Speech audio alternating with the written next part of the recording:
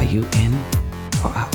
I'm not joining your Suicide Squad. Harley Quinn. Bloodsport. Yeah. I cherish peace with all my heart. Complete the mission, you get 10 years off your sentence. We're all gonna die. I hope so. Oh, for fuck's sake. Here's the deal. We fail the mission, you die. If we find out any information you give us is false, you die. If we find out you have personalized license plates, you die. What? No.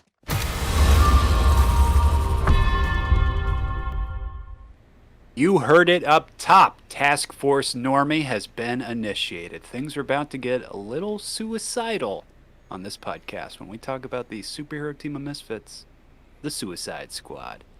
With your hosts, Colin Shark. Okay, Captain Boomerang. Javelin Joe. Nice. Harley Jacob. He's a motorcycle. I did not think about that. Killer Cobb. Fascinating. He's not in this movie though. Good though. My goal is to good put though. as little thought into these names as I can. Well, Yeah. at least in this version Mission of success. yeah. At least I was going to say in this version of the Suicide Squad, at least they put more thought than they did in the original version of this. But anyway. Can I throw one out? The Polka Cobb Man. Ooh. Ooh. Sure. Ooh. You could do Operation Jacob, Star remember Mike. that for the end. Yeah, will. I'll write it down now. Yeah, because half of these characters that we've just named probably won't even survive to the end of this podcast. So it's going to be quite right. interesting to see Sure. who makes it to the end. Yeah. That's Yeah. right, Mike, because we are talking about the new HBO Max movie, James Gunn's The Suicide Squad.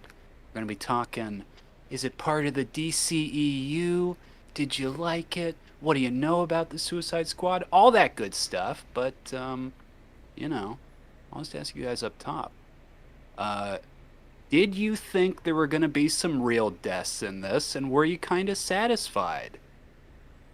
Well, as someone who never saw the 2016, I heard it was bad, didn't watch it. So amazing. I don't know where that really fell on the expendability of the characters, but I was pleased by this, let's say, with how vulnerable it felt like any one of the cast was at any given time.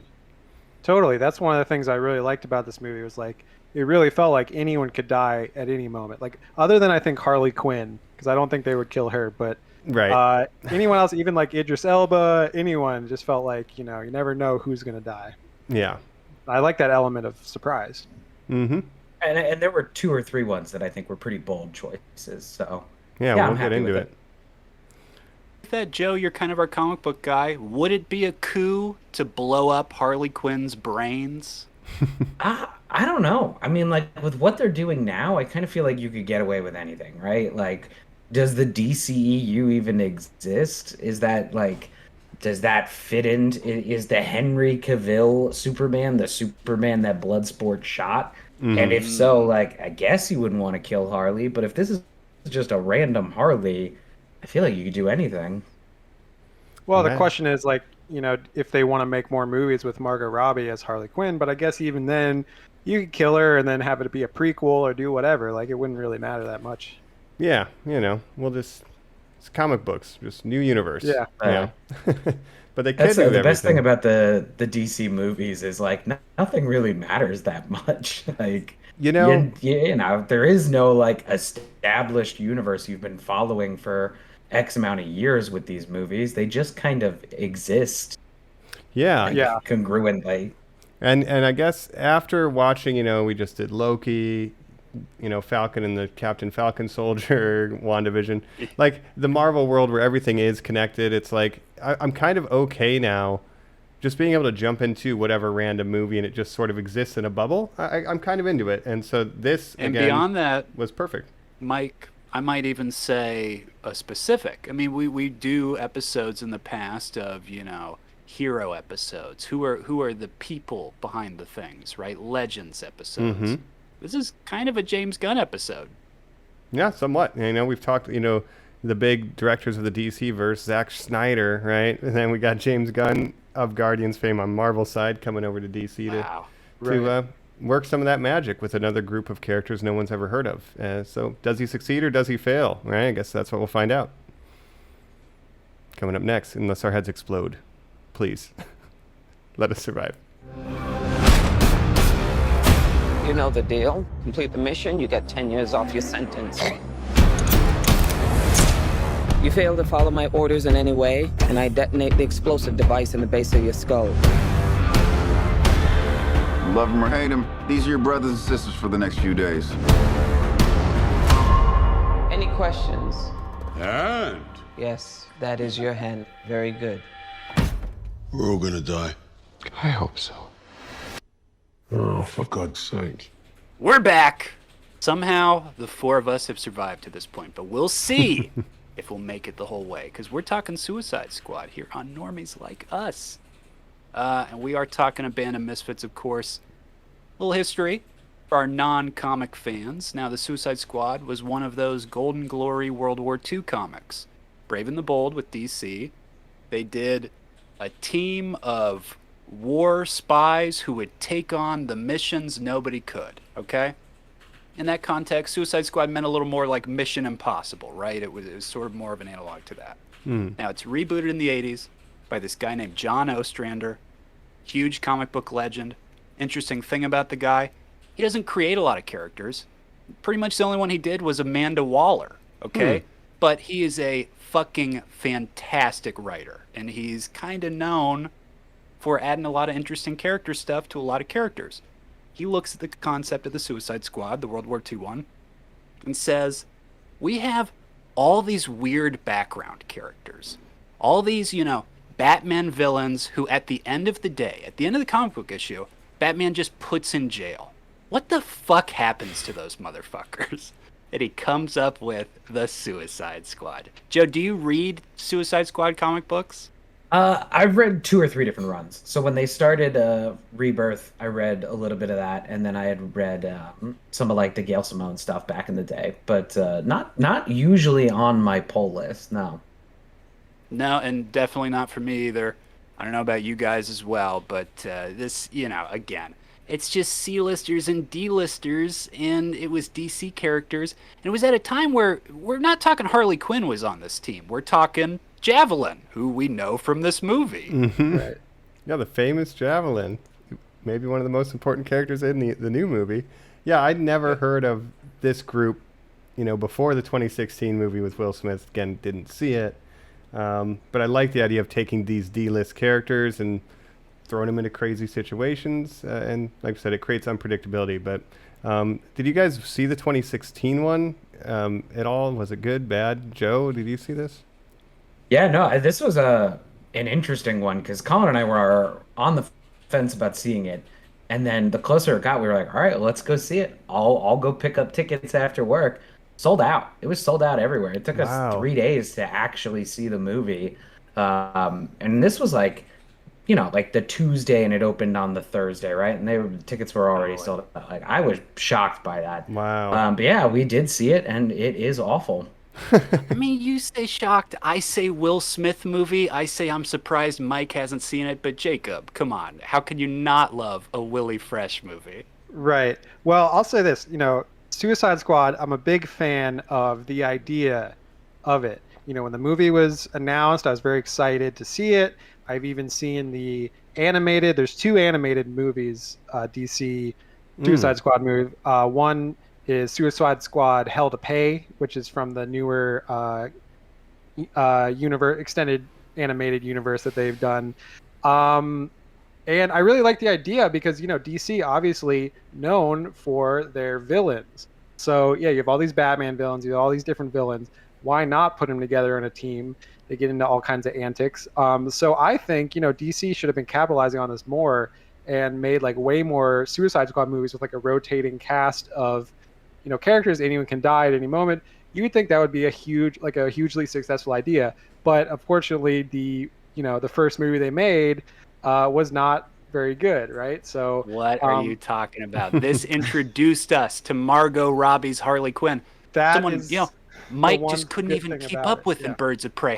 How could you possibly even understand someone like Harley Quinn? She's so random and crazy, Mike. You're so kooky. Right. Well, that's the one unambiguously good thing that movie had going for it was that it created the Margot Robbie Harley Quinn, which is probably the most successful thing of the DC extended movie universe. Would you say? I'd say after seeing this and Birds of Prey, besides the sandwich that I liked a lot. Yeah, she's like a really great DC character on that side. Like her and Aquaman, we got to hold down our boy. But and Wonder Woman maybe, but I think she's even outlasted, Harley Quinn is Ben Affleck on a level above Wonder Woman, and as far as the way the character is portrayed in the performance.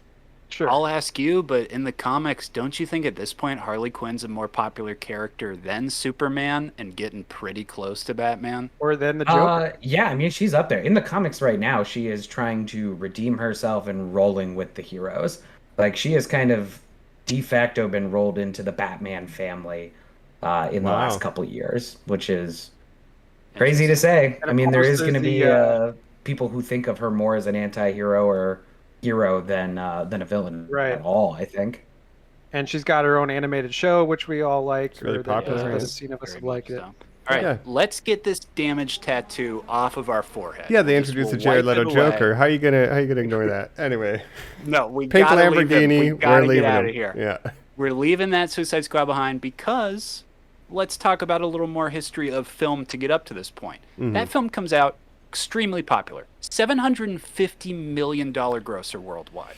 That's big. Yeah, that's You're big. gonna make a sequel to that movie. But David Ayer, the director of that, goes on to have some continuous non-hits. We've got Bright, which they're gonna make a sequel of, not well critically acclaimed. Big Willie and style. The Tax Collector just came out with Shia. I think it's his lowest grossing, lowest scored film of all time. Wasn't going to be an option. Now, on the other side of the pond, as Jacob pointed out, Marvel has nothing like this. They have no collection of bad guys that they would put into a movie. They haven't attempted that in the comics. Thunderbolts are never going to be that big. They're going to try it right now. We all agree on that. If you go back and listen to our Black Widow episode, we're all kind of hinting that maybe that's where things are going. It's not going to be as big as the Suicide Squad.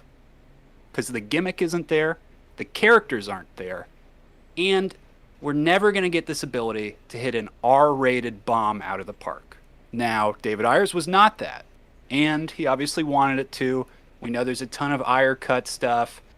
Jesus Christ, just push that out of a window. I don't even want to think about that. Normies, look that up if you don't know what that is.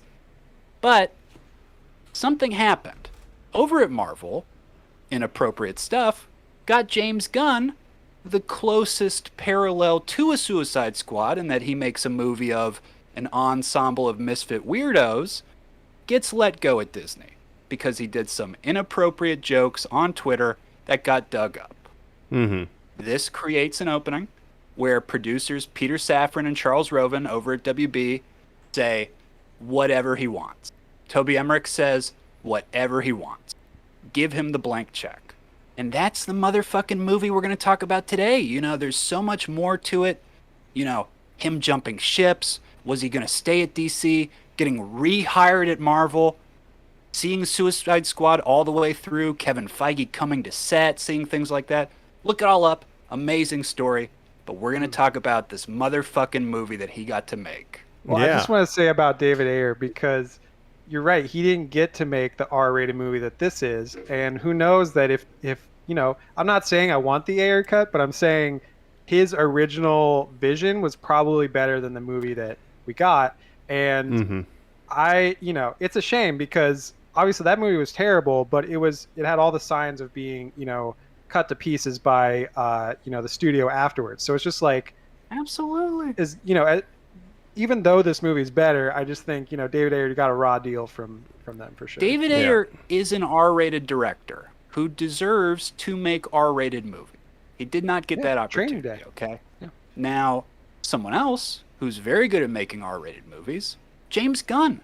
And let me tell you guys, this movie, Suicide Squad, is so much more like Slither than it is Guardians of the Galaxy. So let's start there. Do you guys like James Gunn as a filmmaker? Are you familiar with his work outside of comic book stuff? Well, yes, I do like his older stuff. You like PG porn. you like his web series for Xbox Live with porn stars called PG porn. I haven't seen that. Admit it right now. But I do like his kind of grindhouse stuff, like Slither you mentioned, like his Trauma early stuff. I felt like this movie was kind of a combination of, because it's definitely got the Guardians of the Galaxy team feel to it, but it also has the gore and the hard R. that Guardians does not have, right? I mean, beyond the the Guardians of the Galaxy teamwork, go further into his roots. It's got the Scooby-Doo teamwork. I mean, that's Oh. really what is coming out in God. Suicide Squad for me. So, yeah, I'm a big fan of James Gunn. I think he's one of my favorite people hanging out in Hollywood, to be honest. Like, just dig his vibe, and he always seems to be having fun with what he's doing. Yeah, yeah. And we should say also the reason he got fired from Marvel was basically a troll campaign to get him fired. Like it wasn't just like someone was like found his old tweets and got offended. Like it was deliberate because of this whole right left culture war or whatever that that's Twitter for you. But it was a big mistake by Marvel to let him go in the first place, and they realized that and rehired him. And And now he's getting paychecks from both companies, right? That's right. More than happy. Yeah, and having come from that trauma background, he's a bit edgy, and this is kind of combining a lot of that stuff. Joe said Scooby-Doo. It's got a little bit of irreverent humor, and it's got that ragtag group of Guardians, but he's a little bit off leash here, and it's a lot of fun. Joe, it's got Toxic Avenger in it. There's a scene in the movie where Toxic Avenger plays. This is a guy who, I mean, Trauma Mike, classic, yeah. You're going to give us the plot in a second. I feel like we should run through it for any Briefly. normie who doesn't know it. But I'm just going to put my cards on the table and say, I motherfucking love this movie. And I love James Gunn in particular getting to make a love letter to things he loves. Yeah, I agree 100%. And I guess, so we can just roll into it, largely the plot, you could summarize it in two sentences. There's a group of misfit superhero villains called the Suicide Squad who have to go on a suicide mission to stop what is essentially known as Operation Starfish, and that's all we need to know. And we could just jump right into it and how this all kind of executes, because even from kind of the first 15 minutes of the movie is a big old switcheroo. So that's always fun. What do we think about this? Colin, you laid your cards on the table. I'll go next. I liked it. It took me 2 views to realize how much I liked it, though. I was a little taken out of it. Mike, you said the first 15 minutes. To me, it peaks in the first 15 minutes. I would watch the first 15 minutes on replay over and over again. But the longer it goes, maybe the less interested I am. But did enjoy it. Gotcha. Okay. Well, it's 2 hours 12 minutes, so I have heard people say that maybe 20 minutes less or so might fix the pacing and stuff. I liked it a lot. I'm gonna be so annoying this episode, guys. I'm so sorry. I'm gonna be so annoying. But I'll shut up. I want to hear your guys. I liked it a lot too. I'm just validating your experience, Joe. Jacob, now please, would you like to share with the group?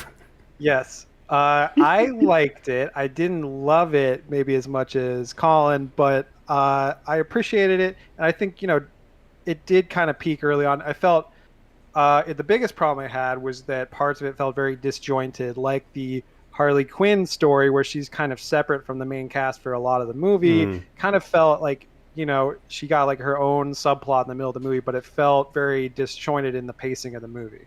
Well, my biggest problem is that, Pete Davidson didn't die soon enough.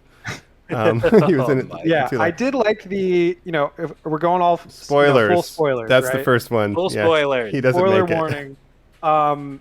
I like the fake out in the beginning, but I kind of knew about it going in. There's a lot of speculation when the trailers came out online that I was doing a lot of reading about, and people are like, oh, if you see these characters are only with these characters. So the theory was that there was going to be a first group that all dies, and then the second group is the real group, and that's exactly what we got, right? But I do appreciate it, because I could see it after rewatching the trailers, after watching the film. It's pretty obvious after you know who survives and who doesn't. But I think it does deliver on the premise of the Suicide Squad right away and kind of sets you up for the expectation. I think that was really good. Follow-up question, though. Did we all watch this streaming, or did anyone go to the theater? Mike, I'm so glad you asked that. I wanted to talk about my streaming experience. I watched this at 7, Thursday night, right when it dropped. Eager. I get home from work. Now, normies who don't live in California like the 4 of us, it's been triple digits every day for 2 weeks now, okay? I'm turning it on. I'm so fucking into it. I'm so excited. I have my AC unit directly above my head, humming so loud. This is a war movie. I'm riding the volume button. I'm going up and down. I'm pausing it. I'm making decisions whether or not I want that thing on and off, on and off. Finally, I pause it right at a scene. I get up. I decide to turn it off. I sit back down. It is the dick of the revolutionary guy who gets killed in the camp, just completely standing up. His little dick paused perfectly on it. Didn't even realize it. I was so excited. Nice Easter egg. But yeah. a movie I wish I saw in theaters. You know, it is circumstantial, I think. Yeah, and so is that unanimous? Everyone watched this on streaming? Joe, Jacob? I watched it twice at home. Yeah. I had a good experience. I watched it at home as well, and I'll have a little rant about the box office, the disappointing. Yeah, we'll numbers get there, but later on. I definitely feel like they wish they could get the David Ayer, Will Smith monies nowadays. Like, it's hard to crack even 100 million now for any film right now. So tough sledding. It's not fair. But yeah, Suicide Squad, the beginning, the old switcheroo, the first group is basically a decoy to allow the second group to actually infiltrate and finish the mission, and the only survivors is Rick Flag and Harley Quinn from the first group. And which is, that's a super bold decision to kill Captain Boomerang right there. Like, he was one of 4 returning people from the originals, so killing him right away, I think, set the tone different. So what this feels like too. Oh, really quickly is that scene in Deadpool 2 where he's getting the team together, the X-Force or whatever. X-Force. Yeah, and then immediately it's like, and then they all die. An extended bit of that. Right. No, I was going to say exactly what Joe's saying. The decision to put Harley and Rick Flag and Captain Boomerang in that first group really sells the switcheroo, because you're like, oh, they're not going to kill, those characters. Because Mike, if you don't know, Captain Boomerang obviously was in the first one that you didn't see. And when they actually killed Captain Boomerang, spoiler alert, I was like, what? Because, Jai Courtney is my favorite actors. So no, not really, but I did like that character, and to see obviously a big Flash villain, and you see so many people online saying justice for Boomer. It's so unfair. We've got this Flash movie coming out. He deserves to be a villain to Ezra Miller. Couldn't care less. Jai Courtney, a guy who it's almost written in every human being's DNA to pray to whatever god they have at night to wipe Jai Courtney out of existence. He's so plain and boring and useless. Well, now, Colin, I would agree with you mostly, but except for this character, which I think he does do a good job as Captain. Not even in the first one. Now he's becoming a character actor. He's jumping in. He's doing a lot of weird bits now. Now that Hollywood isn't like he's John McClane Jr. He's Michael Reese from Terminator. Right, No. Get that out of here, okay? It's almost the same thing they did to the guy who plays Rick Flag. No. Get these white guys out of here. Now, someone who I think has a very close career to his and is teetering on, am I going to be a leading man or am I going to be a character actor, is Idris Elba. Who, if you look at his movie career, guys, none of them are hits. Hobbs and Shaw, not a hit, okay? The Losers, not a hit. His Netflix DJ show, canceled after 1 season. Netflix doesn't cancel anything. That means negative viewers saw that show, okay, somehow. That's crazy. He's such a good actor. He makes it work in this movie. Yeah. So... I mean, I think, he should be a leading man, and I think he's a great actor. He's been around a long time. Obviously he was in The Wire, Stringer Bell, and he was great in that. So it's just weird that he can't seem to. He doesn't have the star Dark Tower, Jacob. Dark Tower. He survives these huge bombs that you just go like, why? How? And it's because he's a very talented lead actor. And there was a lot of buzz behind the scenes of, is he Deadshot? Is he replacing Will Smith? Is Idris Elba Deadshot? No. Relax. He basically is. He's Bloodshot, yeah.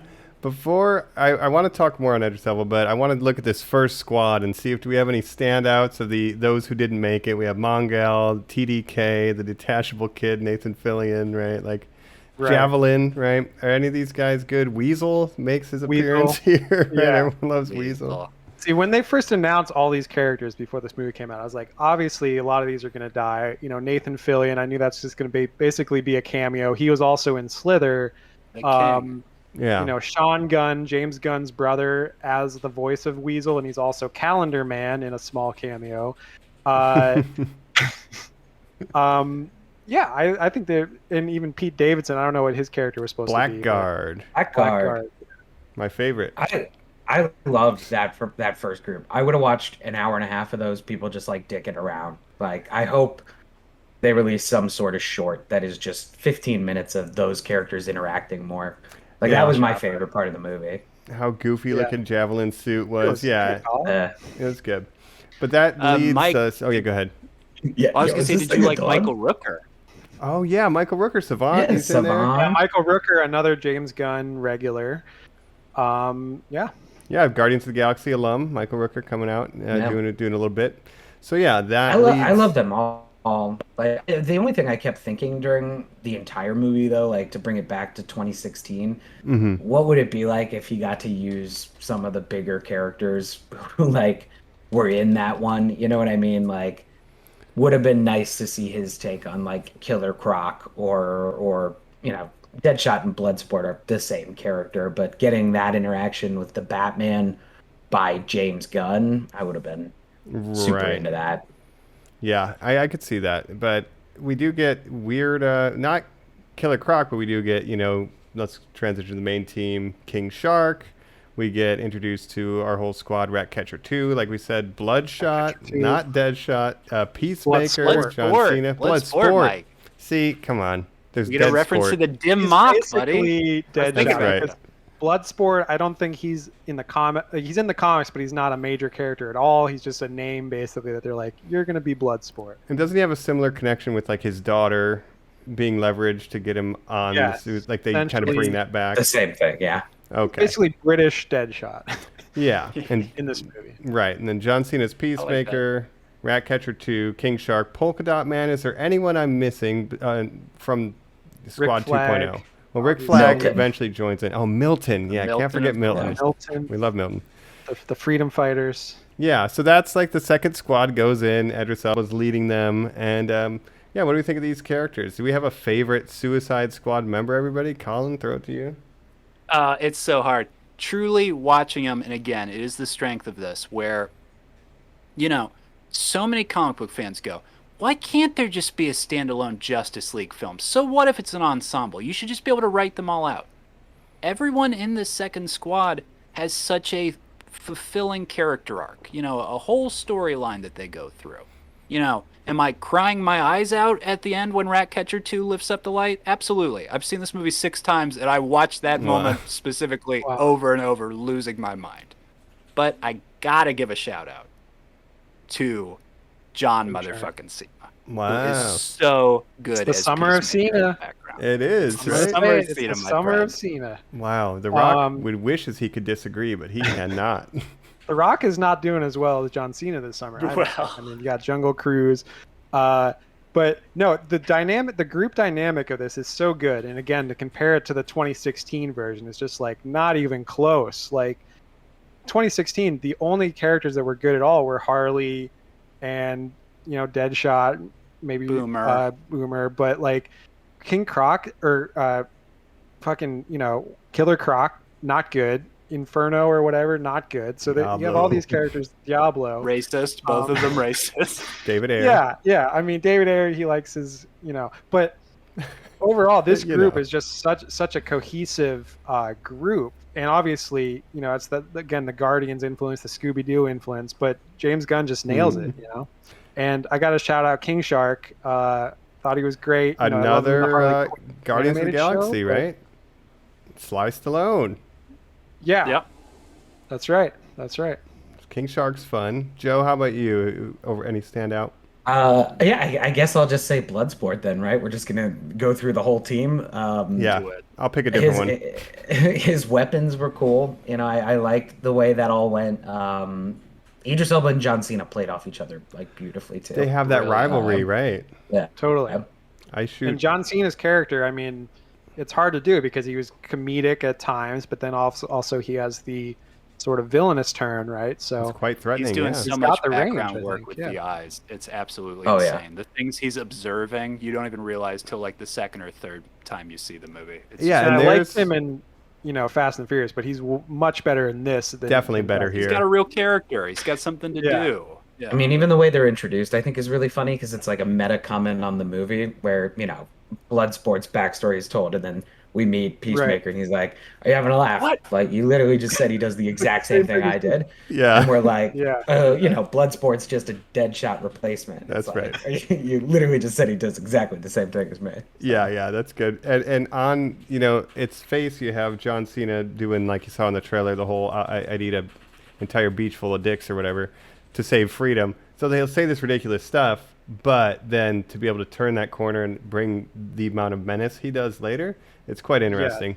And his character is basically, it's a little political. He's basically a comment on American colonialism, being like, I'll kill as many men, women, and children as I can to protect freedom. For freedom. Hey, buddy. A little bit of Let me Homelander tell you a little vibes. secret. This whole movie is motherfucking political. This No. is the most conservative looking film ever made. But I don't want to do that yet. That might be Mike, true. I gotta hear who your favorite characters are. You gotta be kidding me. You're gonna risk the entire mission for a mental defective dressed as a court jester. This coming from a guy that wears a toilet seat on his head. We don't leave one of our own behind. Hopefully Harley's still alive. No funny business, Colonel. These are dangerous people. Team 2 is clear to go. Fire on. 3, 2. What are you guys doing?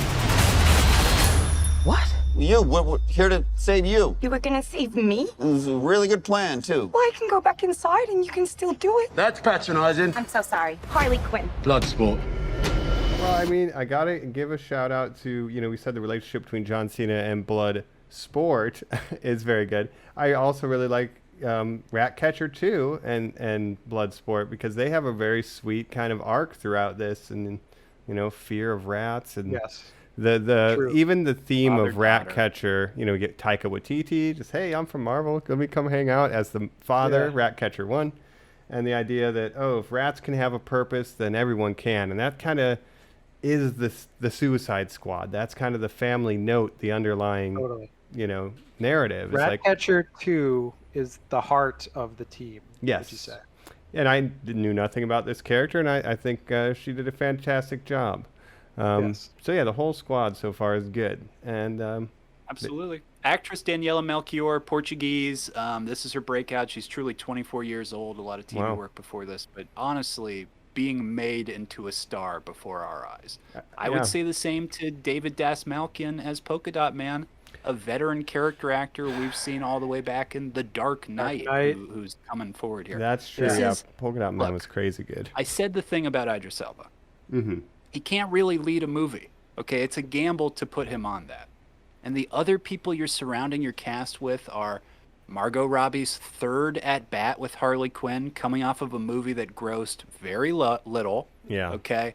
Rick Flag. Okay, you're bringing Joel Kinnaman back from the first one. Doesn't make sense.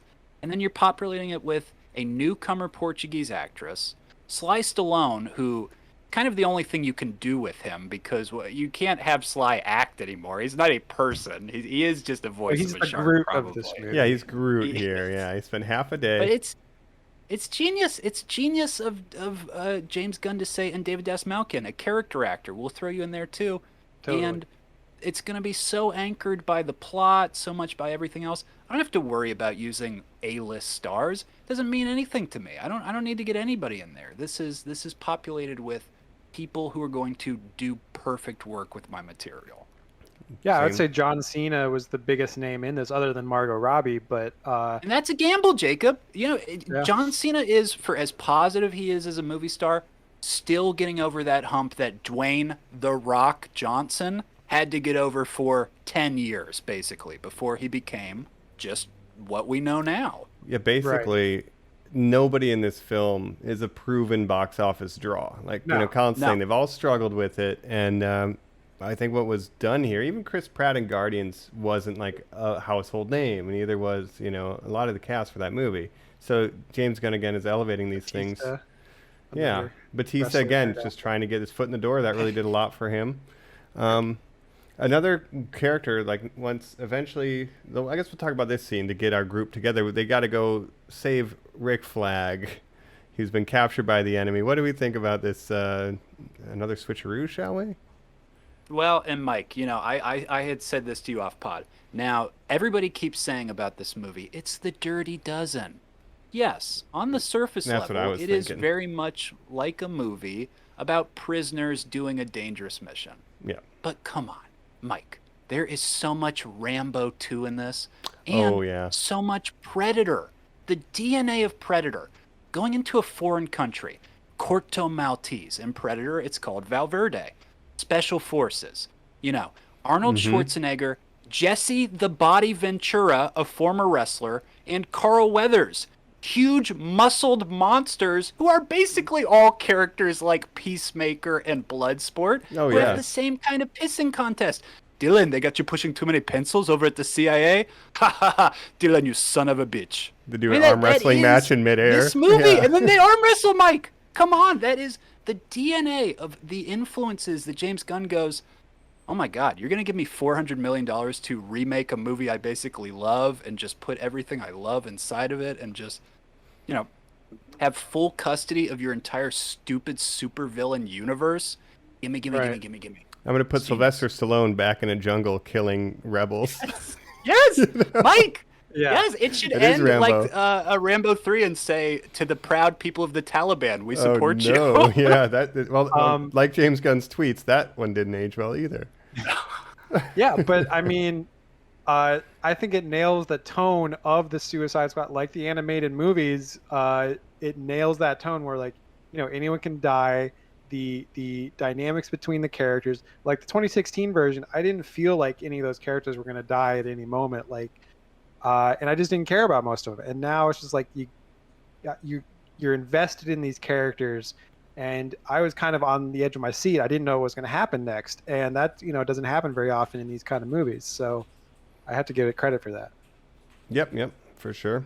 And like in that, playing with your expectations of who's going to live, who's going to die. Then when we have the traditional Rambo scene of going into the village and taking out the opposing troops. Yes. Switcheroo, Rick Flag's fine. He's just hanging out, and those were the good guys. Very funny, very dark. Very, very dark. But the comedy, Yeah. were there moments where you guys laughed out loud? Because obviously when David Desmalkin says, I pictured they were all my mother in my head and killed them, is outrageously laugh out loud. And the fact that prior to that, Mike, you're talking about the switcheroo scene, there's a moment where Peacemaker just gets a sword out that we've never seen him have before and just starts hacking people. Right. Jacob, you brought it up. It's He an gets axe. that little hatchet and just hatchets that guy in the stomach for like 5 times in a row. And It's so what I like funny. about it is that so you kind of see little glimpses of like these people that they're killing, like being good people, like escalating. Like you see someone just washing dishes and like whistling and just them just slaughtering everyone. And that's again where the R rating comes in, because this obviously that wouldn't have worked with the PG-13 rating, but it's so over the top that the reveal is better, I think. Yeah, as John Cena and Idris Elba are one-upping each other basically on who can, kill the coolest way, and these innocent people are left in the wing. Yeah, and Amanda Waller was the one who basically got them to do it, and they can really make Amanda Waller like the actual villain of this whole movie. Like she's True. just We didn't talk evil. about her. True. We should talk about her for sure. I just want to bring up one moment real quick. I want to ask you guys about a very specific writing style that James Gunn does, just because you brought it up. Now, in that exchange of killing each other, the coolest person who does it, is the victor. John Cena gives the speech. People don't like a show off unless what they're showing off is dope as fuck. Idris Elba turns and goes, damn, he's right. That's true. Fuck. Yeah. That is an extra beat on top of a joke. That's exactly what James Gunn loves to do. Later, Clea Cazo, we'll talk about Amanda Waller now, who's talking to her, says, what is that over there? It's an overhead projector. What do you use it for? We don't really. Why don't you throw it away? Next question. These are moments. Now, when you're writing a screenplay, very specific things have to happen constantly. You're just moving like a clock on a wheel. Everybody's seen the Dan Harmon story circle. We're acolytes of telling it that way too. Editors in big Hollywood movies would go, this does nothing.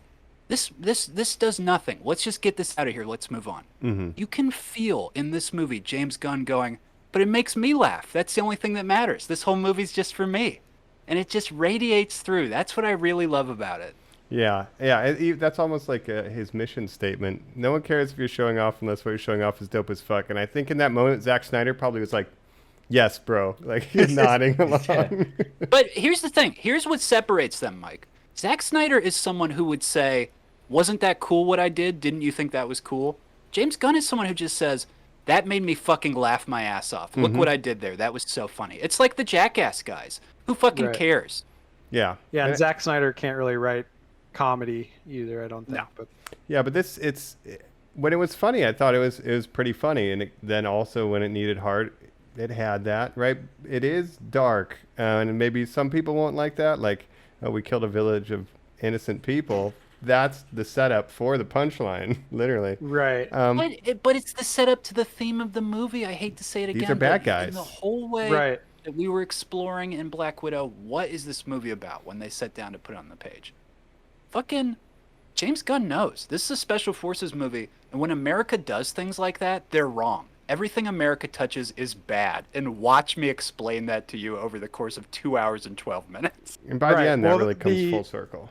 Yeah, the whole twist of this movie, right, is that they're not just there to kill the giant monster. They're there to cover up the U.S.'s involvement in the experiments that led to that giant monster, right? So that's very on the nose, like, political commentary there, right? Absolutely. There's a great explanation as to why the Justice League isn't dealing with this without saying the Justice League isn't dealing with this. Because, like, obviously Amanda Waller and the government wouldn't want the Justice League to know, but they're okay with the Suicide Squad knowing. Yeah, they're there to do the dirty work that no one, if it goes right, no one will hear about it, right? And we can always blow their heads up even if they succeed, right? It's a win-win. Yeah, and so having them kind of do something, it's revealed that it was like, oh, innocent people. It's like that's kind of reinforcing that the government's sending you to do shit that's not good. Right. And that by the end, they kind of realize.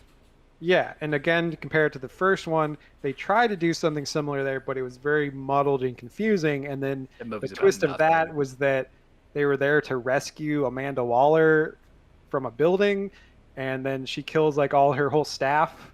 She just shoots them. It's like, what's going on? She's so venomous. Let's do it. Let's talk about the wall. Let's jump in here. Talk Amanda Waller, the real villain of the Suicide Squad. That's right. How to Get Away with Murder. Of many supervillains. Nice. Thank you. Yeah, that's where I was first introduced to her as an actress, and she crushes it in that because she's so cold-blooded, and it's like equally cold-blooded in this. Like Amanda Waller is vicious. That's a mean lady. I think Will Smith said. Yeah, another returning actress from the first one, but she's better in this one, just like all the other returning characters, because her role is more defined. Like in the last one, she's like evil, but it's not really clear why. Like she puts this team together to later rescue her from the Enchantress or whatever, and she's just evil for the sake of being evil. This one, there's a lot more to it, right? Yeah, it's kind of cleaning up the government's, dirty dishes, right? Trying to clean up the mess. That's right. And then they do a rescue of Harley, I guess, to get the rest of the team together. They didn't need to be rescued. What do we think of the Harley scene, Jacob? You mentioned that it's a little disjointed. She's kind of on her own subplot. For you. I didn't dislike it by itself. It just seemed like, all right, we're going to cut away from this movie to just have the Harley solo stuff for a while, and then later, cut back. It just felt a little disjointed, and that might be some of the pacing, where the pacing issues come from. It builds up. Is it good comic book writing, Jacob, to take a character that is too big for the ensemble or your story and just to go, okay, let me just move you over here? That could be. I do like when they eventually get together and then there's that whole bit with Milton where they're like, oh, Milton's dead. She's like, there's someone here named Milton this whole time? Like no, I think really I would funny. Know. Colin, as somebody who watched this multiple times, or Joe, do you know, was Milton there the whole time and I just didn't notice? Oh, of course. Well, you see him with the shotgun, and Flegg pulls it away from him. Yeah. Oh wow. Colin, you brought up comic book writing. Like this feels, it might be the best comic book movie in a very long time. Please elaborate. Like it feels the most like a comic book. The creative interludes where it's literally hey, this issue is about Harley, so we're cutting back to it. The Harley subplot in the middle of this is just a Harley annual that happens in the middle of a big Suicide Squad arc. I like that. But an issue of the Suicide Squad called Dirty Little Secrets, which is the explanation of why they've been doing the thing they do, and then a fight breaks out between two of the members. Like that. Yes. That is a comic book. Like it is broken Joe, up like a comic book. Chapter titles, yeah. there's on-set graphics, and James Gunn realizes, the frame of a comic book, that tiny square looking so much like our celluloid frame that he's filming up in a movie, you just go, what would be the point of setting this in reality? If I can draw anything in a comic book frame, why can't I pan up from Ratcatcher and just have the rest of the frame be filled in with a flashback? Why wouldn't that make sense? Right. It's really a shame no one else has done this before, because Yes. to me that's the blueprint of what a comic book movie should look like, and it's kind of what Ang Lee tried to do all Joe, the way that is back so in the true. early Wow. 2000s. But Hulk this is just so works much so like much that. more successfully. Joe, that is the best way to describe the structure. You're right, because those chapter breaks, like the first issue of this thing would be the first group getting ghosted and then introducing the second group and being like, okay, issue 2 is coming out, next week. Like that. That's is exactly perfect. what it is. And I do like how it kind of cuts around chronologically in time, and it's separated by the chapters. And I think the 2016 movie tried to be comic booky, but it was it was very over the top, where it was kind of recut by Trailer Park, which is like a production company that makes trailers, Notoriously. and so they just added a bunch of like music needle drops in and like crazy titles, and with have a character introduction that would give all this information that would just Really kind over of the flash top, by super quick. stylized. And so I'm glad this movie didn't do that. And instead it did this kind of like chapters and different moving around in time. Well, since you brought up needle drop, like James Gunn's soundtracks are obviously such a huge part of his mythos, his authorship in his movies. I want to know how you guys felt about the soundtrack, because I was prepared after the first 45 minutes. Like I had a tweet drafted up where I was like, Suicide Squad soundtrack better than both volumes of Guardian of the Galaxy, and then it just didn't hold up for me, but it starts so fucking strong. What did you guys think of the soundtrack? I wouldn't say it's not as good as the Guardians one for me. I knock it down a little because this is basically maybe a coincidence, but I literally saw 2 movies in a row that had the same Pixies song in it, and this was one of them. Is that true? Yeah, it was the Fear Street trilogy, right? I was watching those movies. Oh, and you're that right. Pixies song, it's the same Pixies song. So I was like, okay, so that's just a total coincidence. That's not gonna be everyone's experience, but kind of random. But overall, I did like his music selection. Yeah, going through, I pull music from the soundtrack, for the episodes, at least the audio version. YouTube, we get claims, so we do some scenes. But, the soundtrack did slap really early on. And I definitely put it above Guardians 2, but slightly below Guardians 1.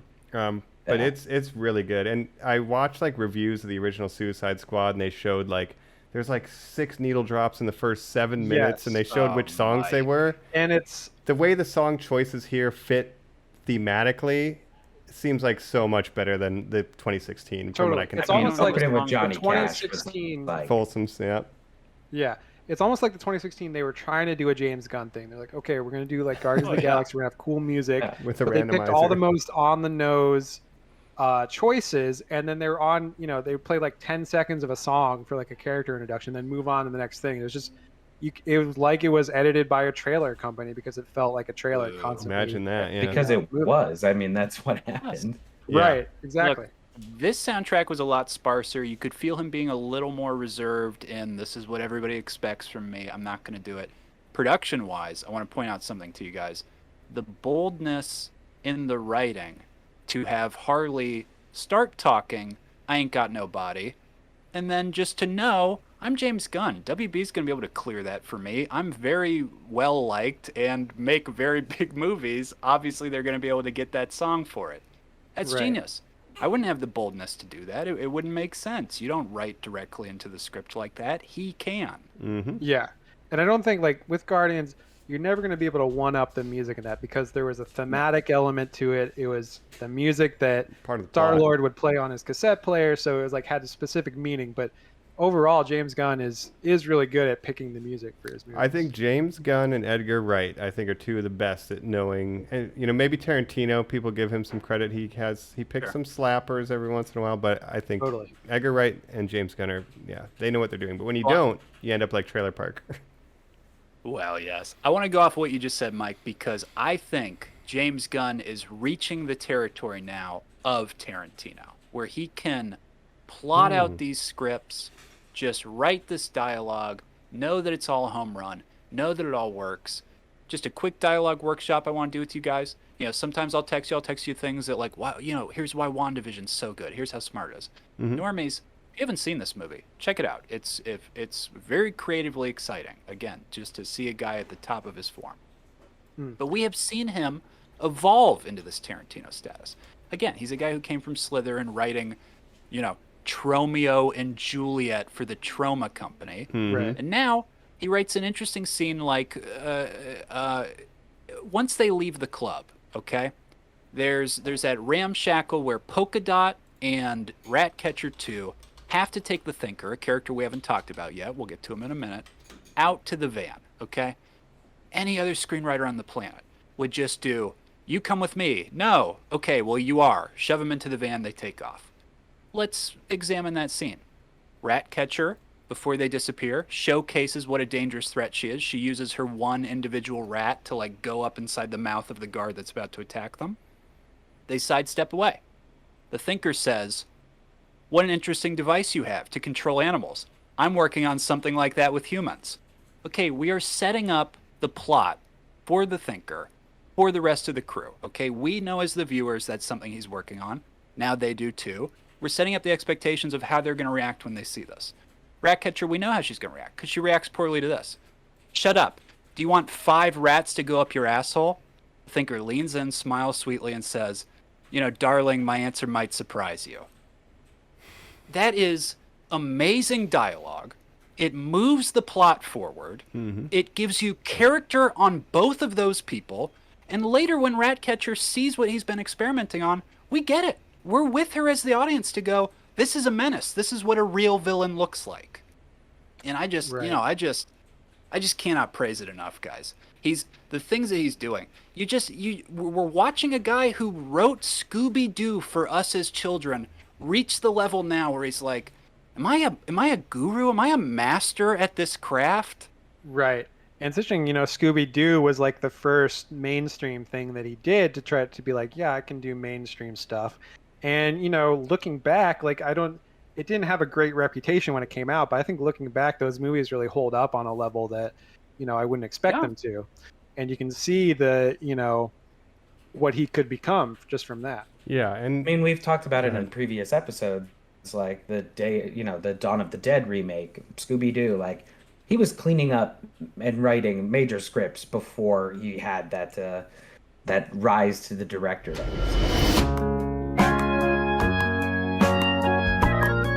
You know the deal. Successfully complete the mission, you get 10 years off your sentence.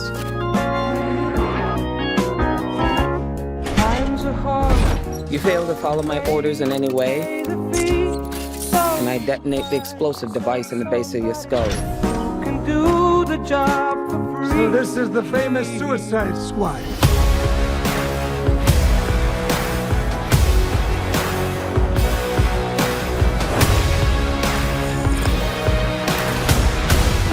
Nom Nom? Any questions? And Yes, that is your hand. Very good. we're all gonna die. I hope so. Oh, for fuck's sake. yeah, and the general competence as a writer really shows through with just basic things you want in a movie, like setups and callbacks, stuff in the first act, coming back for the finale, character beats, like Colin said, using dialogue not just as exposition, but to move story and character forward. That's all stuff that you need to have a competence as a writer, and sadly, too many times in current Hollywood, right? You don't get that. A script sometimes is just missing these elements, and it's refreshing to have them in this. They stand it off, Mike. They just go, this is too interesting. We got to just round this off. But him, again, I just cannot emphasize enough to our listeners what a work of art it is to get, you know, $280 million, or I think it's $180 million for the budget, $100 million for advertising. Put on top of that COVID cost, that's $400 million. A blank check where those people are saying to you, Charles Roven has said this, the only note we gave him was, do whatever you want. This isn't a directive, but if Harley was in the movie, that would be cool. And you can tell that James Gunn does not take that as, oh, you motherfuckers, you're making me put Harley in this movie? Opposed to, oh, that's one of the action figures I get to play with? I didn't realize there was a Harley in this collection. That's dope. You know, oh, she would really match well with Polka Dot in this. Mm-hmm. Right. Yeah. And then, you know, go ahead. some people might be upset about certain deaths. Obviously, Rick Flag, right, is killed. Heartbreaking.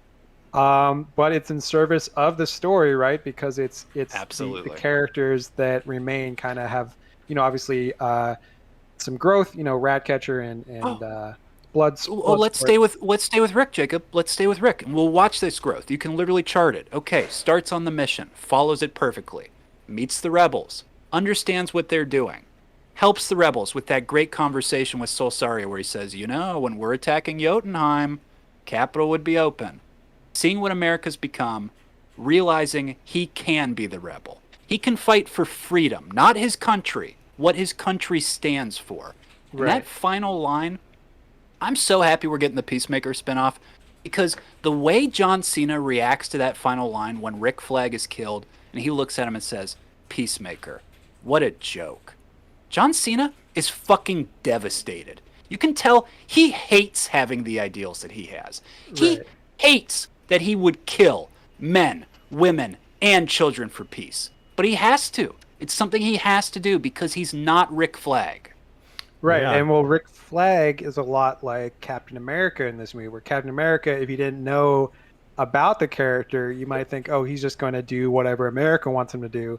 But that's the whole point of like Civil War, is that he's not going to do he's going to do what he thinks the American ideal would be. He stands for the ideal beyond what the institution dictates, right? Right. And John Cena does the opposite. He's the government lapdog, you know. He's kind of like the sleeper agent for, you know, the squad. Like, he's there specifically to ensure that the data gets destroyed that links the U.S. to it. And yeah, when Flag gets killed, that's for me, that's the most shocking death of the movie. Yes. Most painful for sure. Like, because I didn't care about this character at all, but by the end he did have like a heart and this moral compass, and John Cena had become such a shitheel, right? Mike, he's a white guy with a gun, and here's how successful this movie is. There's almost a mini arc when our three normal, non-powered gun guys get out of that tumbled car and walk out, where you go, oh my god, I've never been more on the side of these three dudes for no reason. It's like a Sly Stallone movie. That when they have to go up against each other at the end, it's fucking devastating. Yeah, and they've done a good job of establishing how capable John Cena is too, like establishing him as a threat. You know, like with those earlier scenes, comedic or not, it's like, yeah, he was making jokes earlier about starfish and buttholes, but he'll tear you up, he's the dude. one who suggests that they get drinks. You know, he's the one who is plotting things when they're going up into the tower. There's so much stuff in the background where you just feel like he is just the mastermind almost. Crazy. Yeah, this is something I will definitely watch again. Maybe we should, go about other shocking, painful deaths in this, because there's many. I think we're at that point. The window's wide open. Joe, any of these other ones, what stands out? I mean, Rick Flag is the biggest, right? Because that's the consistent in the Suicide Squad. Rick Flag is the caretaker of a bunch of lunatics, and those lunatics are the ones that are expendable, not Rick Flag. Oh wow! So like having him killed, masterful. You know what I mean? Like, Colin, at the end of this, I want to have a who do you think should replace Rick Flag in Suicide Squad? So keep that in the back of your head, and we can touch it at the end. Well, Katana, she's got his back, Mike. Yeah, there you go. Well, but Polka Dot Man, I thought was in the clear, and then bit it. I thought that was. Really? I thought he was gonna die ever since I saw the trailer when he has that line where he's like, "I'm a superhero." I thought, oh, what if he dies right after he says that, but he saves You thought people? that? Wow, you should have bet on it. I watched the trailer, yeah. I predict stuff from trailers. Polka Dot Man, yeah, that was really rough for me too because that character really grew on me. He's like a real pessimist, right? And I love the way the thing with his mom paid off at the end with Starro, where you have a 50-foot mother inspiring him to shoot the polka dots. You know, amazing. Yeah, I wish he would have survived though. I want more of him. Me too. Yeah, Rick Flag was really surprising. Obviously, he's not a villain like the other ones. He's just working for the government.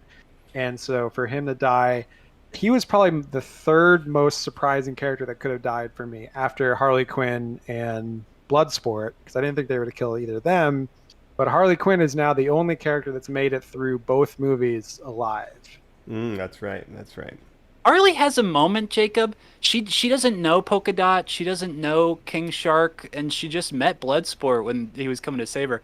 Right. She is the one who calls out, Polka Dot, don't blow up those bombs. You know, she dives, she protects him. She has no idea what his powers are. She's never met this man before. She jumps onto King Shark to get the sucker fish off of him, those little whatever those are from killing him. Yeah, what was that all about? Right. I have no idea. Then Bloodsport is falling out of Jotunheim, and he says, can anyone help? Harley leaps out, saves him, pulls him up, and she saves the day. It's just like, it's incredible. Well, and as you said, she's Javelin, kind of become a... Right. She's become sort of an anti-hero in recent years in the comics. Would you say she's had an arc kind of through her trilogy of movies, from Suicide Squad, Birds of Prey, to The Suicide Squad, where she's gone from, you know, chaotic evil or chaotic neutral to maybe chaotic good now? Yes. Right? Could be making that transition here. Yeah, definitely.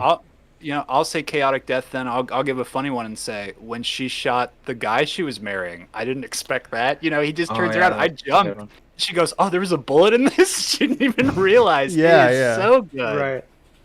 Yeah, that whole scene. Yeah, and her action up with scene the Joker, saying, if there's any red flags, but anyway, sorry. Jacob, her action scene, you know, I talked about the steeliness, you know, the attempt of these 80s action movies. She's the only one who gets it. Because here's the thing. When Idris Elba is shooting a gun and stuff, he's inherently compelling because he's a great actor. Arnold Schwarzenegger was not a great actor. He almost would leave his body and just, you know, like look like completely blank as he would shoot, you know, huge machine guns at you. Harley's the only one who pulls that off. Margot Robbie is such a good actor. She looks like she just disassociates from her body when she kills. Right. And it's not even like she wants to kill people. She's like, all right, I'm just going to kill all these people to get out of here. And she does it almost kind of robotically, but her just, you know, doing all that in that red dress, you got like flowers and butterflies coming up all over. Like that was kind of a trippy sequence. This is an R-rated movie where Harley Quinn has sex with a guy and then I see his testicles. Okay? This is and Joe, we're not allowed to talk about if Batman goes down on someone, but Harley Quinn's allowed to just like fuck as much as she fucking wants. Yeah. And I mean, shoot him. The Margot Robbie Harley Quinn is, I think, the most marketable thing that DC has going for it right now. And, you know, if they're smart, they'll try to get her back as much as they can. I don't know how many more movies she'll do. The issue we kind of touched on this with Idris Elba, too, is like Birds of Prey, again, pandemic movie, didn't do what they wanted. Idris Elba's never been able to sell a whole movie. I love both of their performances. I like them both as actors. Like, I want them to succeed and be leading actors. I just hope they get more opportunities, because I think the performance of this should not be indicative of their ability to draw, because there's a lot of, you know, extenuating factors still going on. Yeah, well, let's talk about that, because, you know, it's a box office corner. Yeah. It's disappointing for sure, because, you know, now we've, you know, this is kind of getting blamed. It's like, oh, it's doing way less than the first movie. But okay, what do you expect when you can basically watch it for free if you subscribe to HBO? Not even to mention the pandemic. Even if there wasn't a pandemic, I think the hybrid release has more to do with the box office, the disappointing box office, because like you said, we all saw it at home. I would go see this movie in theaters if that was the only option. So how can you even compare those numbers, really? Yeah. And the box office is an outdated measurement of success. It just doesn't make sense to have that be your benchmark at this point. The social currency around the Suicide Squad, is worth so much more than what they get at the box office. Like the way they measure success just absolutely needs to change. You know what, It's Joe? a dinosaur. Well, yeah, let me follow up on that because the social currency, I never thought about that, but the idea of maybe it's like selling a PS5 at a loss. You sell the console at a loss, but then you make it up in software sales. You lose money at the box office on this movie, but it's so good that you get people to subscribe to your future content because they believe in what you can make is good. You get people to buy Bloodsport comics. You get people to True. buy a new Suicide Squad video game. Polka Dot Man rebooted. Action figures. Maybe. But all of that stuff. I mean, it's that's what makes it worth it. you say that, and I want this movie to be a success. I want all that to happen, but all the analysis coming out has been, oh, this movie is a failure because of the box office. And I'm worried that, Warner Brothers is going to be like, okay, I guess this was a failure. And I'm even worried about Dune now because Dune is getting the same hybrid release. The Dune movie is going to be the first half of the book. So they're kind of banking on it doing well so that it gets a part 2. If it doesn't do well, it's not going to get a part 2.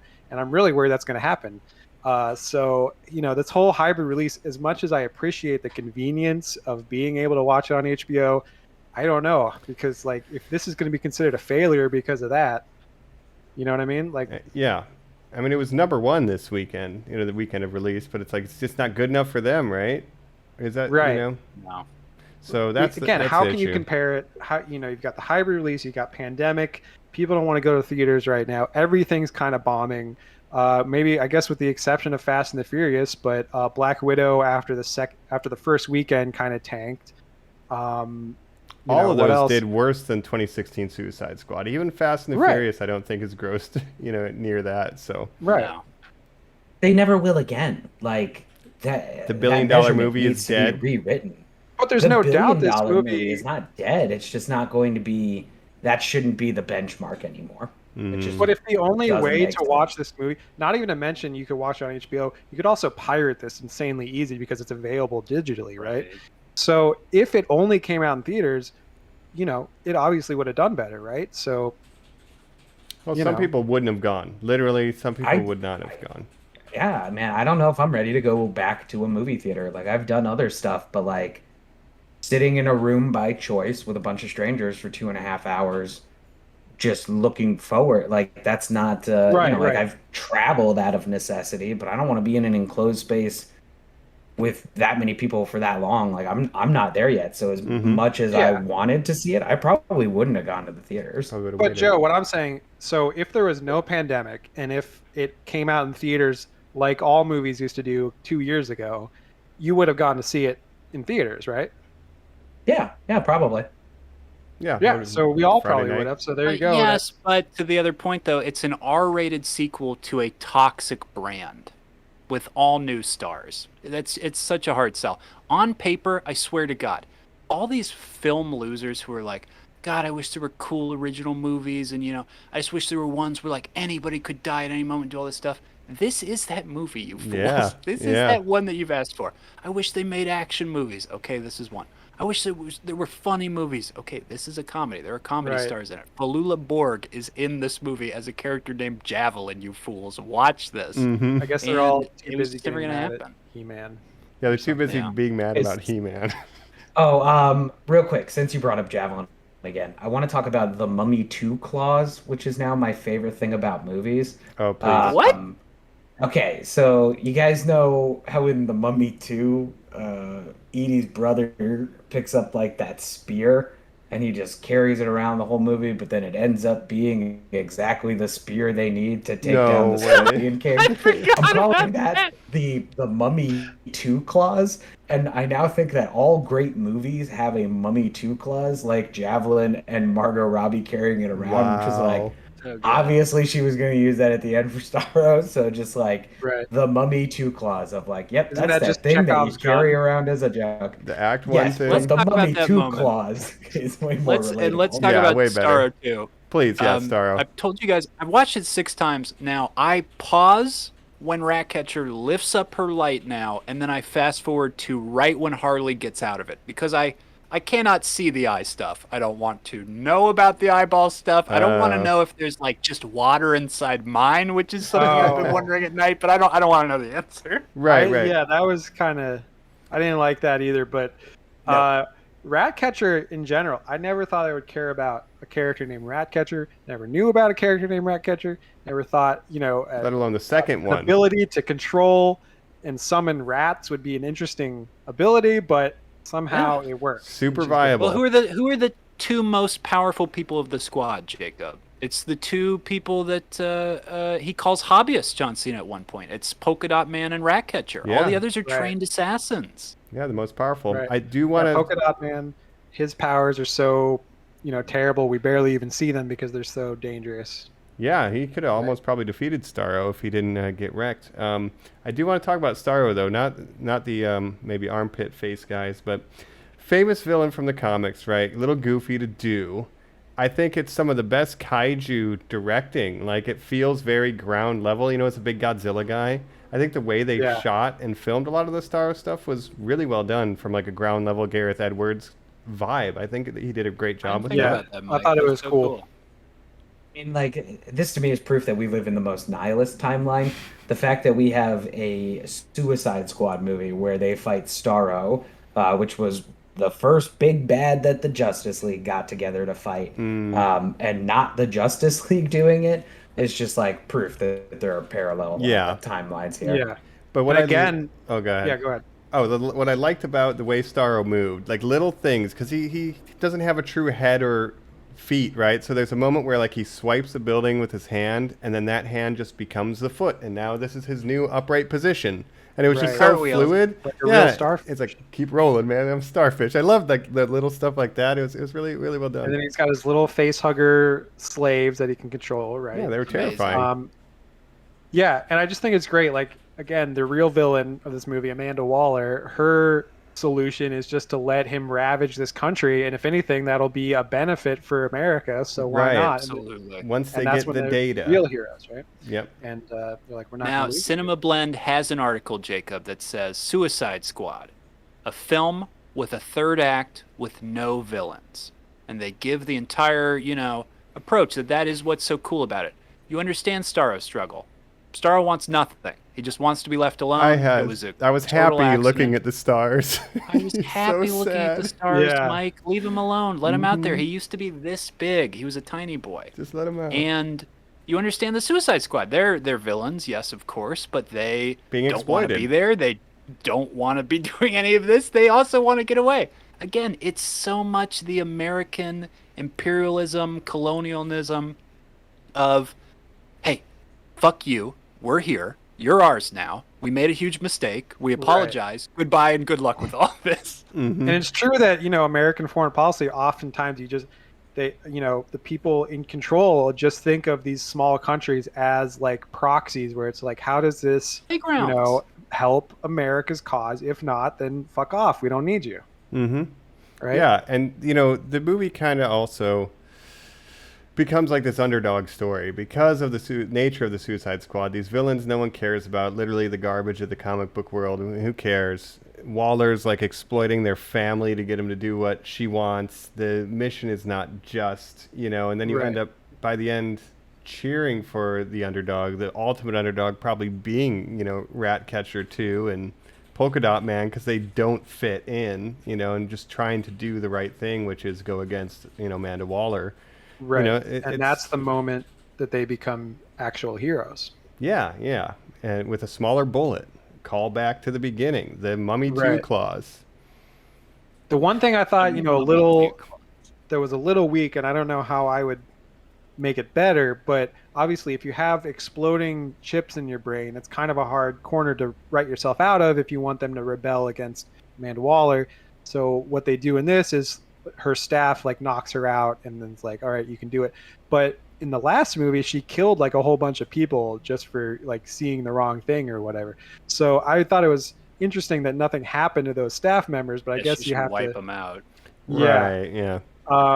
But you got to get out of that corner somehow. So or you get the mind fuse guy to, hey, fix these chips real quick. Right. Yeah. Anyway. I mean, my biggest thing I wish was different about the movie is I wish the Suicide Squad lost. Like, I wish that they didn't even fight Starro. That they turned around to rebel and the Justice League was like in the background fighting it. Oh, that And would be then cool. Waller's like, all right, get back in the ship. Like, Oh wow. you know what I mean? Like, I wish there was just like, nope, you guys go back to jail. You didn't even win. You know what I mean? Like, Idris Well, Elba Joe- I think it flips is off. like a little nihilistic or whatever, but Joe, I see all these people saying, is this a missed opportunity? Would you have liked to see Mongal or someone pop up at the end like they had been, starfished and have to go up against them? I don't care about Nah. that. We see Weasel at the end, and he's just alive. The big apparently. surprise, you That's think funny. Weasel drowns. Like, did anyone check if a weasel knows how to swim first thing? Like, that was a Yeah. nice bit, but he Fantastic. survives it. He's going to go kill some children in the forest, I guess. That's his MO. Yeah. And overall, again, I think it nails the tone of the Suicide Squad in the comics, in the animated movies, where characters do die and can die at any time. And that's something that the first one just didn't get.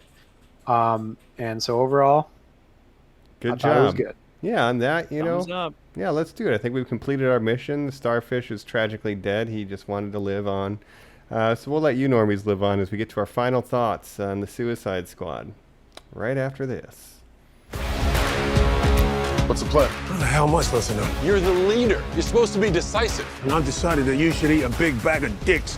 If this whole beach was completely covered in dicks, and somebody said I'd eat every dick until the beach was clean for liberty, I would say no problemo. Why would someone put penises all over the beach? Who knows why madmen do what they do?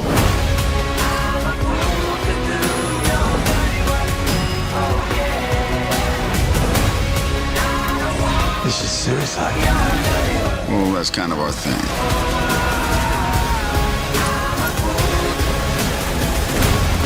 Don't you worry, eh? I'm gonna get you out of here alive. I'm going to get you out of here alive.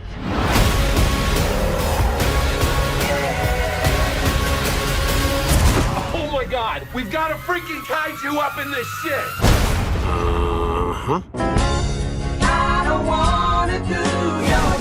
We love the rain. It's like angels are splooching all over us. We're back. We're talking Suicide Squad. We're about to leave Corto Maltese because we are giving our final thoughts here. And I will say that one of my final thoughts does involve that, it is a credit to James Gunn that he can even think up something so political like that, write something so true. It was shot in Panama. Obviously, it's sort of like a Cuba pastiche or whatever. But the comedy, if you're paying attention, the salad of ribbons that these generals just give each other. Yeah. At one point, Mike, you see that the major general is an 8-star general. Just something that just is Does that completely even exist? Yeah, it's like I 5 like stars. the thinker when he's talking about like, oh, I've been working on this for 30 years of my life, and now just a normal, ordinary coup is going to be like the end of all that. Yeah, that's run-of-the-mill standard coup. Yeah, run-of-the-mill coup. Yeah, There's just some comedy to this, man. Any last standout moments before we do final thoughts? Like, just one thing I want to mention. I love like some of the action beats with like Idris Elba falling through the building as the floors collapse on one another. Yeah, it's Very brilliant. cool. And I like the way James Gunn is able to kind of do these action poses, almost like a keyframe of a comic, like King Shark ripping the guy in half. Splash pages, Mike. A I mean, splash that's what the page, rain that's it. is. Yeah, Yeah, I think some of that that's- imagery was it's really absolutely. cool. Yeah. I like this. I hope becomes the blueprint for how you make a comic book movie. Like maybe one of the reasons I was a little lukewarm on it is because I was so jealous that it's like we get this movie with the Suicide Squad. We haven't gotten this movie with any other characters that I would love to see it with. Just the way he paints a picture on the screen is a masterclass in both filmmaking and like comic book writing. So yeah, final thoughts. I liked it. I hope we see more like it. I hope people shamelessly rip it off because it deserves it. And Red Hood, Colin, that's my answer. If you gotta interesting. replace That Red would be Flag very with cool. someone, Yeah, if you just gotta put get a Red gun Hood in guy. there. Yeah, put Red Aren't they Hood in doing there. Red Hood in the Titans show now? That doesn't matter. Yeah, but that doesn't Throw that away, again, you fool. that's a different saying. universe. Yeah. Jacob, do you remember The Thinker? Is that when you bowed out of Flash? Or did you watch Oh, that? that's right. Yeah. Yeah, he's like the smartest man in the world. Yeah. He like thinks real good. Yeah, the world's Imagine that. fastest Got man stuff in versus his the head. world's fastest mind. That's the cool. And I like the flashback where you only see a couple in his head. Yeah. We didn't really Yeah. talk about Peter Capaldi that much. He's Doctor Who. amazing, obviously. You know, the comeuppance he gets, it's, you know, to touch on the Starro stuff a little more, that's the Slither. You know, Starro, Oh yeah. Joe said, is a Justice League villain. When Starro's spores get on you, you plop it off and the day is saved. There's none of that in this. If Starro gets on you, you're just, your face is Those gone are for the rest of your corpses. life. Horrifically Yeah, it just- scarred forever. Jesus Yeah. Christ. Like, it is just, and you know, there's not a lot of Starro in this movie, but he looms. His presence looms. We see the footage, you know, he's constantly referred to. It's just an interesting take, guys. Yeah. Totally. Before I do my final thoughts, we've all been saying how much we love Ratcatcher 2 and how great the needle drops are. You know, she saves the day, rats versus stars, you know, rats for the win. As a nerd and a fan of, you know, Japanese cinema and stuff, there's a Japanese punk rock band called the Blue Hearts, and the karaoke anthem of Japan, let's say the Bohemian Rhapsody of Japan, it's called Linda Linda. But the lyrics for the song are, like a rat, I want to be beautiful, because there's a beauty that cannot be captured in pictures. And I'm like, if you would have dropped that needle drop, James Gunn forever. But that's my anecdote of the perfect song that wasn't in this film. And then my final thoughts are, yeah, James Gunn done did it. It had a lot of heart. And, you know, a lot like Guardians, you know, like I think I was more sad when Yondu died in Guardians 2. And I was more sad when Rick Flag died in this than I was when Tony Stark died in Endgame. So I'll just kind of leave it at that. Well, speaking of Ratcatcher, we mentioned Ratcatcher 1 cameo earlier, Taika Waititi, right? Everyone's favorite. And those guys are just having a blast. The two Marvel Golden Boys doing whatever they want. Yeah, man. So true. Go get it. Man. But yeah, for me, you know, I like it. I thought it was pretty good. I wouldn't say it's like, maybe I'm not as high on it as the three of you, but I did really like it. You know, if you compare it to all the other DC movies, I mean, it's pretty much top, right? Yeah. It's not bad, so. Yeah, and everything It's you in were the saying, top Joe, three I really hope immediately. that, you know, it does become influential because, like I said, with the box office being disappointing, I just hope that more people, I hope that word of mouth is good, that more people go see it. And Well, yeah. Let's jump on that train just real quick, Jacob. I want to ask you. I want to ask all three of you, but I'll ask you first. What do you want from James Gunn next? Do you want more DC? Obviously, he's got Guardians 3 coming up. Now, he also had this little stint where, as a writer, he would put his stamp on something. He had that Super Brightburn, you know, that Superman movie. Oh, he had yeah. that He had People Super Kill with Each Other movie. Elliot Page. from The Office. The Belko Yeah, experiment. he was just like that's for that EPing too. those. Yeah. But writing, you know, would you like to see him do an original idea like that? Obviously, he's got the Peacemaker show coming up. Well, the Belko experiment's a Battle Royale, you know, a rip-off, and Suicide Squad so it's like almost a test run to do that kind of story. It's like EPing that, Yeah. overseeing that. I think it would be cool to see him do kind of a more original grindhousey type thing like Slither. And go That back would to be his cool. roots. But really, yeah, anything that he wants to do is probably like he's one of those directors now that if they're attached to a project, then I'm interested in it, and you know I'm not going to question it. So Jacob, I'll do you one better. He's one of those directors, and I can only think of one other person, John Ford, who is making the most popular type of movie at the time those are popular. You know what I mean? He's the comic book king in the way John Ford was the Western king. Quentin Tarantino inspired a big genre. People ripped him off. He didn't live in that genre forever. He likes to experiment and play a little more. James Gunn is just, I mean, it's just like, I don't know where he goes from here. I don't know if I want to see a Suicide Squad 3. I don't know if I want to see him do a Harley Quinn movie. I don't know if I want to see him do an original movie because I feel like this is so much his original big, crazy movie. I might just want to see him do those weird Belko where he just throws a script out into the ether. I mean, well, again, I Colin, think the you kind of hit it to me. Like, I don't care what he does next because it'll be a James Gunn thing, and I'll see it. You know what I mean? Like, I Right. don't really care whether it's DC, Marvel, or something original, because a James Gunn movie feels more like a James Gunn movie than a DC movie or a Marvel movie or whatever. So Yeah. And Right. Marvel has suffered from kind of that.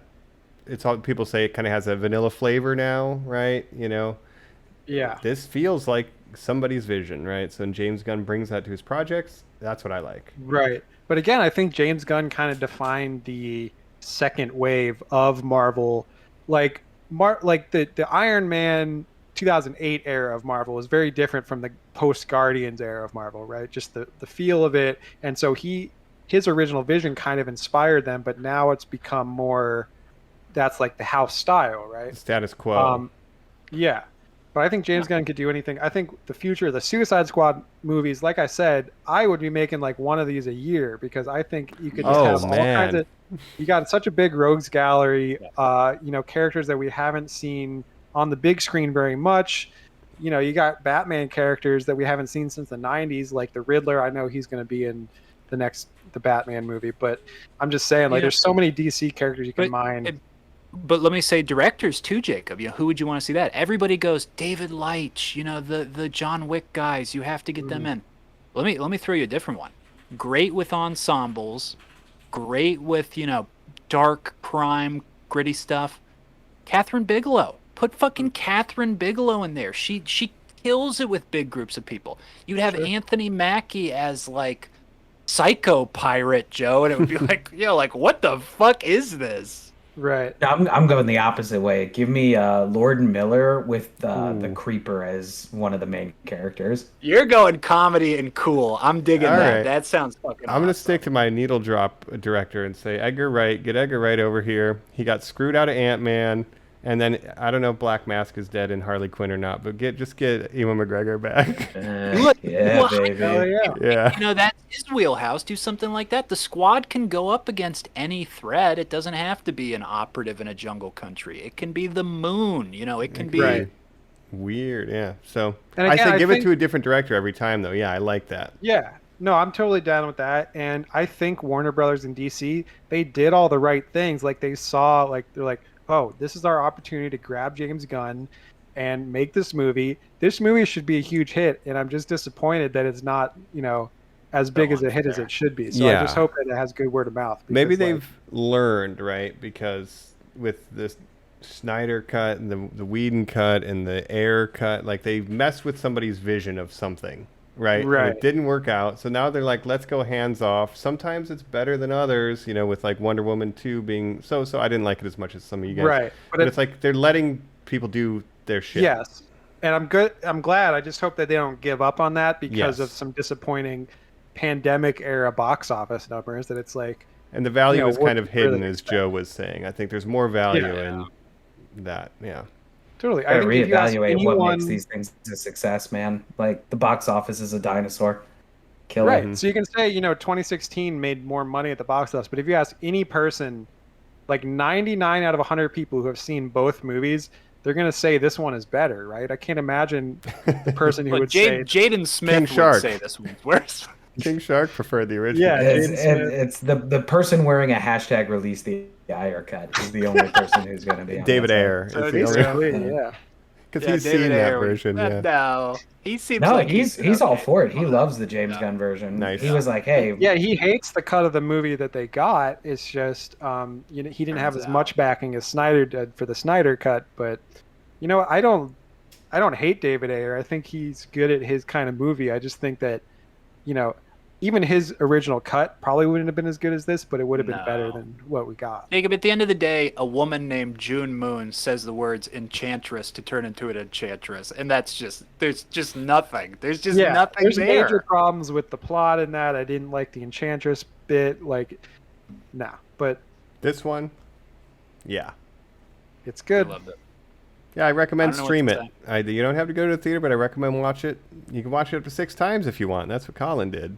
I'm going to be watching it, again. I did enjoy it, so good job. For number 10, I'm going to the theater, so you'll see me there, Normies. Try and find us. But if you want to find us somewhere else, as I put on my Peacemaker toilet seat helmet here, you can always look up @Normies_like_us and say, I am so excited for the Pissmaker series, or, hashtag Sebastian the Rat is life goals, anything. We'll chat you up there.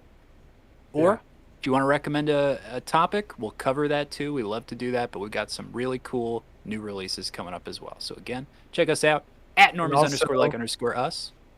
Check us out on YouTube. Yeah. At Normies Like Us. Just search it. And I didn't even know they were making a Peacemaker series, so I'm excited about that. Would you watch that post-cred? There's a post-cred scene. Maybe. Okay. Wait, did you not? This is a reveal for the end of the episode. No, I guess I didn't. I don't know. I guess I didn't actually watch it. Yeah. Normies, check it out. Yeah. And we've been your hosts. This is Colin Shark. This is Polka Dot Man's mom. Javelin Joe. Jacob, do you remember the name? This is, do you remember the name from the beginning of the episode? It was Polka Dot Cobb. That's exactly right. Bye. Two claws. Points for trying. Bye. This is Javelin Jacob. No. That's what I just said. Why didn't you say that? No, because Joe said Javelin Joe. Yo, is this a dog? It's a werewolf. Hey, is this thing a dog? I always wanted to meet a werewolf. I'm not familiar with all the different breeds. I don't know.